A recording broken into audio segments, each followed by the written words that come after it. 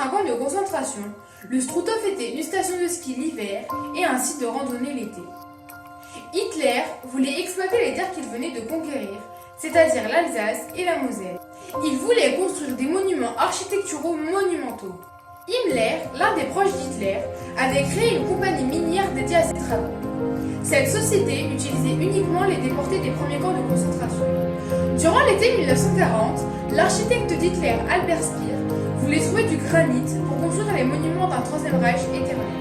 Himmler demande à l'un de ses géologues de lui trouver une carrière de granit et par la même occasion, un emplacement pour y construire un nouveau camp de concentration à proximité de la carrière de granit.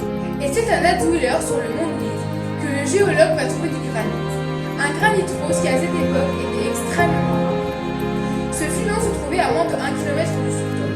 En mars 1941, Himmler décide d'ouvrir un nouveau camp de concentration sur cette terre annexée pour y envoyer des opposants politiques et des résistants dans l'objectif de les tuer par le travail. Il lui donne alors le nom de Natzweiler Struthof. En 1941, Joseph Kramer devient le nouveau chef des travaux puis du camp. Et c'est en 1942 que le périmètre du camp devient zone interdite. Dès leur arrivée, les déportés sont envoyés dans le bloc sanitaire situé à proximité du four crématoire. Ils sont rasés et désinfectés. Ils revêtent leur uniforme et se voient attribuer un numéro. Dès cet instant, ils devenaient des chutes. Tous les déportés sont réveillés dès l'aube et ensuite escortés jusqu'aux travaux forcés dans la carrière de travail. Et c'est durant 10 heures qu'ils vont devoir extraire des bouts de roche à l'aide d'une pelle, d'une pioche et à main nue.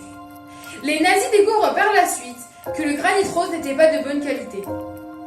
Pour soutenir l'effort de guerre allemand, les SS décident de construire des ateliers où les déportés devaient démonter et réparer des moteurs qui appartenaient à l'armée allemande. L'appel avait lieu 2 fois par jour.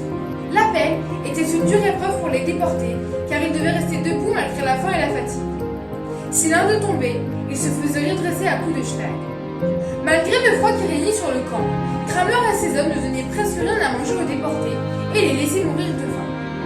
Pendant que les déportés mouraient, Kramer, lui, vivait une vie de père de famille de la villa située à quelques mètres des barbelés, sans se préoccuper de la terreur qui faisait vivre à des milliers de personnes. En 1943, soit 2 ans après l'ouverture du Natzweiler Struthof, les Allemands reculent à l'est devant les Soviétiques, tandis qu'à l'ouest, les Alliés débarquent en Sicile. Les résistants arrêtés par les nazis n'étaient pas exécutés, mais envoyés sur le camp dans le plus grand secret. On les nommait les NN, les Nachtwandler. Chaque jour, de nouveaux NN arrivent sur le camp en provenance des 4 coins de l'Europe. Et dès leur arrivée, ils savent que leur sort va être pire que les autres déportés. Pour les reconnaître, les nazis décident de marquer leur veste d'une croix rouge et des lettres NN. Ils étaient condamnés aux travaux les plus durs, ou exécutés avec un plaisir sali par les SS.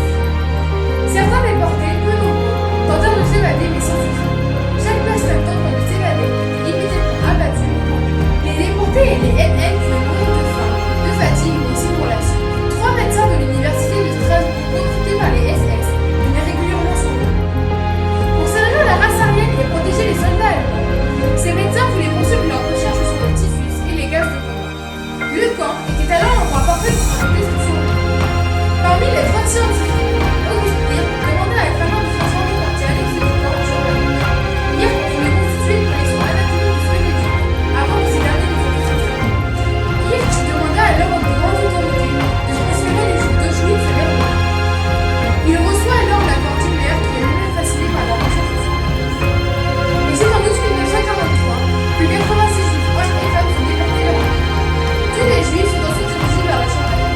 Une fois morts, leurs cadavres sont transférés à Strasbourg puis conservés dans des cuves anatomiques où ils ont été retrouvés après la guerre.